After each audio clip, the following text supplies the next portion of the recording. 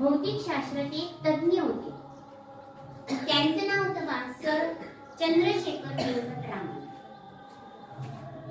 त्यांना आपण shortcut sir C V Raman असं म्हणत असतो.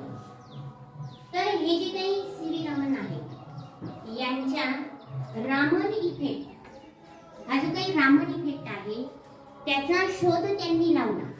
याविषयी मी तुम्हाला काही डिटेल सांगत नाही, थोडंफार सांगते. बाकीची माहिती तुम्हाला याच्या पाठी देणार आहे, म्हणजे ते रिपीट नको व्हायला म्हणून मी ती माहिती देत नाही.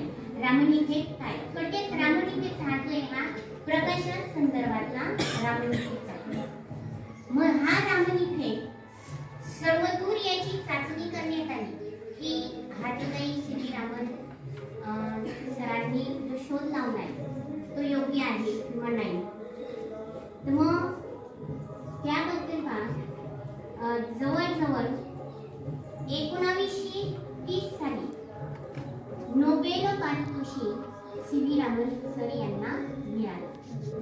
आणि हा जो काही रामन इफेक्ट आहे हा रामन इफेक्ट 28 फेब्रुवारी 1928 मध्ये लावण्यात आले.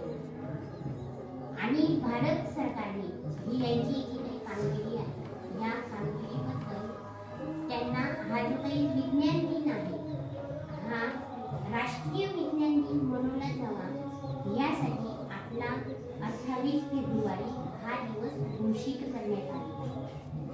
तेव्हा अशी जी काही महान